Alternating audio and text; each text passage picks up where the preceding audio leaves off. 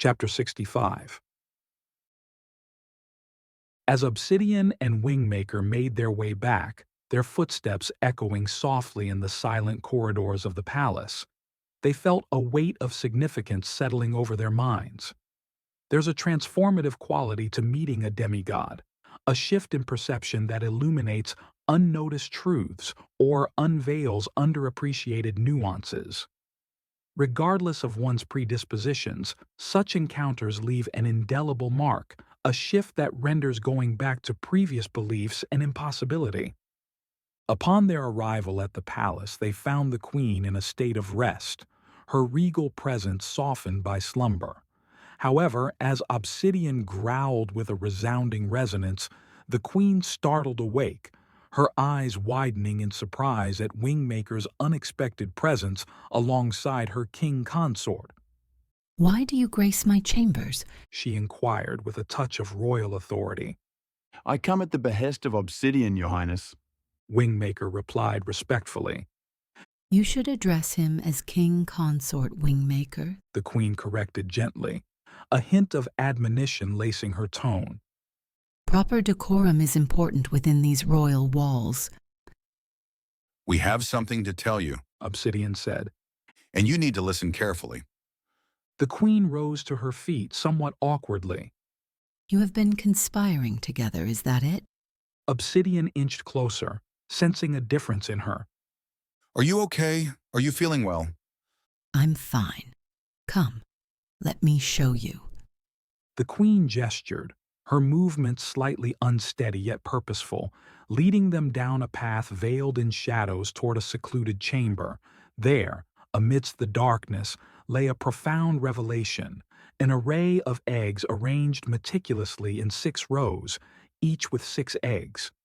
The queen smiled at her unborn brood, glancing to see Obsidian's reaction, which was one of awe. "So many," he whispered. "How can it be?" His face was enraptured, yet there was something lurking in his tone that foretold his true concern. "You seem unsure of something," the queen observed. "Are you worried we won't be able to raise so many at one time because if you—" "I'm not worried about that. We've brought a new species into this world, and yet we have not decided what this world should be. That's what I'm worried about." "Okay." The queen suddenly got quiet, her eyes darkened. "They are beautiful eggs." Wingmaker offered, trying to fill the uncomfortable silence. "Congratulations." He bowed, but the queen didn't notice. "It's the council that will decide what kind of world we will live in." Obsidian said.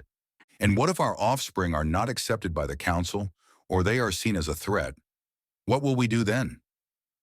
"We will do whatever it takes to protect our children," the queen said. "and if that means killing every member of the council, then that is precisely what we will do.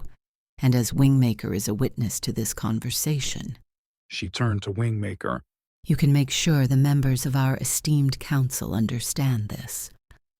The queen cast her eyes onto her eggs with pride. "These eggs represent our future on this planet.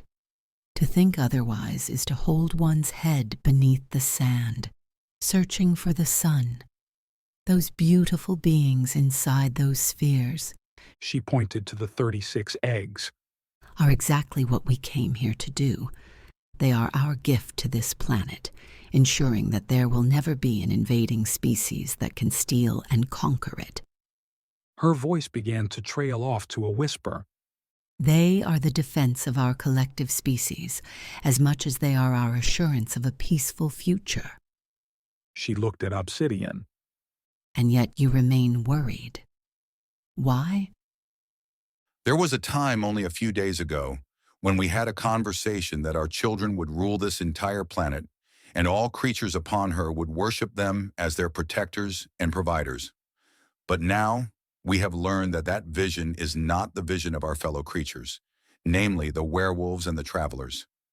It all seemed abstract before, and now. Now I see these eggs, and it seems like the divide between those two visions is full of tension." "What do you mean, tension?" the queen said. "What tension are you speaking of?" We cannot kill the members of the council if they disagree with us. Obsidian exclaimed. That tension! Obsidian sighed, glancing at WingMaker. We saw something that changed our thinking. What? A demigod. Really? You saw one. Where? It wasn't that we saw one. Rather, it told us we were on the wrong path, and if we didn't figure out how to be on the right path, the demigod would send us back to our homeworlds. Really? The Queen questioned. You both heard this voice? Where was this voice coming from? It was more than a voice. WingMaker said. It was a presence, powerful in every sense of the word. We could see it, feel it, hear it, tremble in its presence, and its message was simple. We need to get along, or it will remove us. Get along. The Queen repeated with some degree of sarcasm. Do you not see what we have here? We have 36 creatures, any one of which could rule this planet, and every one of us would be better off if it did. These are our demigods. She took one of the torches and lit it from a weak flame of her breath. She motioned for WingMaker to follow her as she went to the eggs. As she came closer, she took her torch, placing it behind one of the eggs, which instantly glowed yellow, and silhouetted in the egg's casing was the outline of a dragon, an embodiment of strength and majesty. It stirred for a second, its movement spastic. Look at this creature. Its wings, strong and large. Its fins, powerful. Its body, massive and sturdy. She looked at WingMaker to see his reaction, and he was transfixed by the creature, unaware of the Queen's gaze, the spectacle before him symbolizing both potential and peril. It moved again, and this time its eyes opened only for a second, but it was long enough for WingMaker to see inside its soul.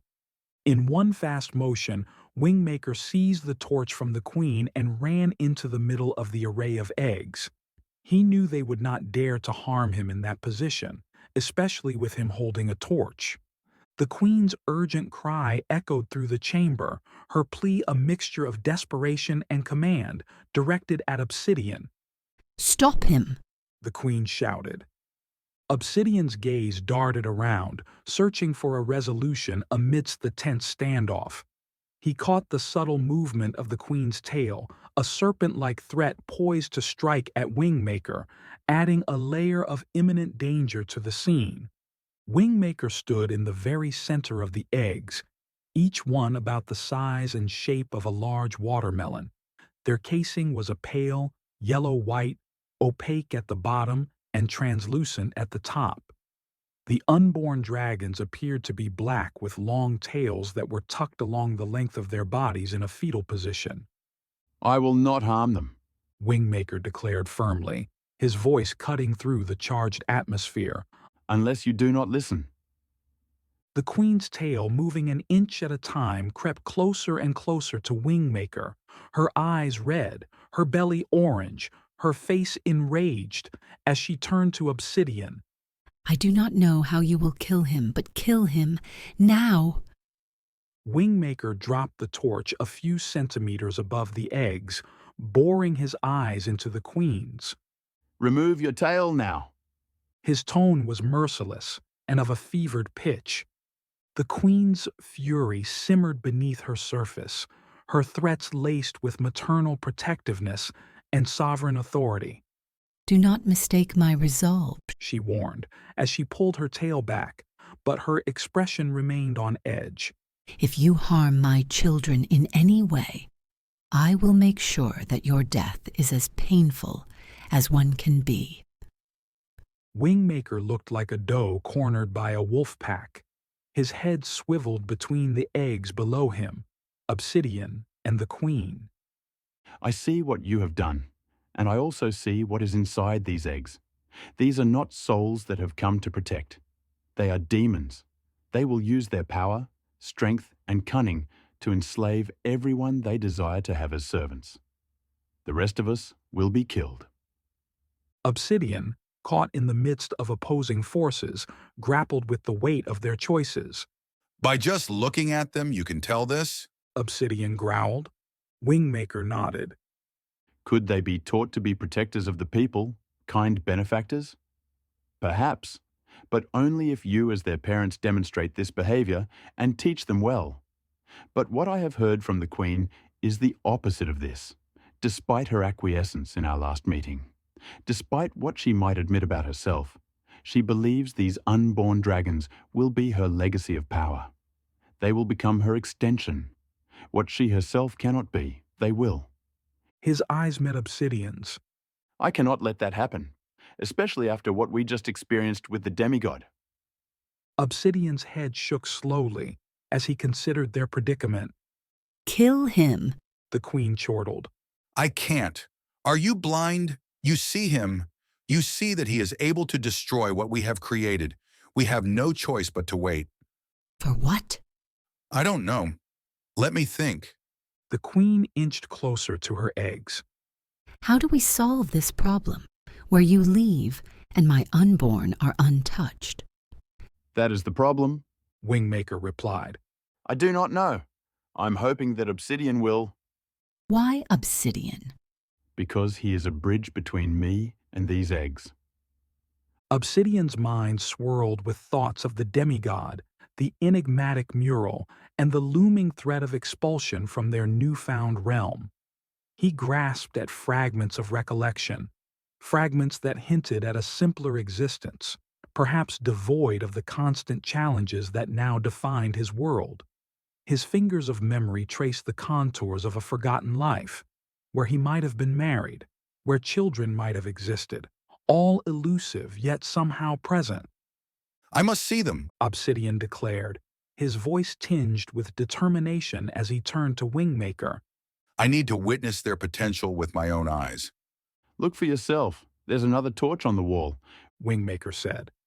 Obsidian grabbed a torch and lit it with a single, shallow breath. He put it behind one of the eggs in the first row. The light behind the pale shells instantly illuminated a dark creature. Its dormant form spasmed as the torchlight drew near, and an eye squinted open for an instant.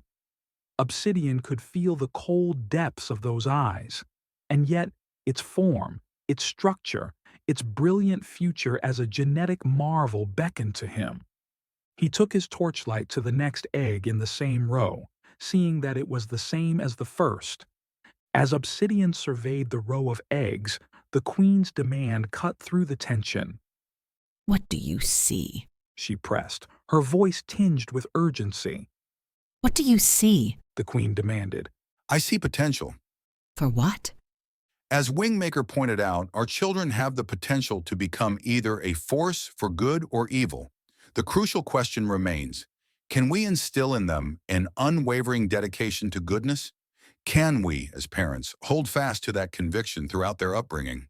Obsidian's voice carried an introspection tone, his gaze locked with the Queen's in search of shared resolve. I believe I can, provided you share in that commitment. Do you? The Queen's response brimmed with defiance, challenging the very notion of goodness in their offspring's destiny. Define good. She demanded, her words laced with skepticism. Is it to blend into a council, forever compromising their true essence, to bear the burden of conformity that stifles their inherent superiority? Is that your vision of good? Her anger surged, colliding with the charged atmosphere. As tensions peaked, her ultimatum hung in the air like a blade poised to fall. If you won't safeguard our children from such mediocrity, then I will take action, the Queen declared, her voice resolute. You have but 10 seconds. In that fleeting moment, clarity descended upon Obsidian like a revelation. Wingmaker's wisdom rang true, cutting through the illusions of power and ambition, revealing the stark truth of their responsibilities as guardians of a nascent legacy. He turned to Wingmaker, mouthing 3 words. Send her back.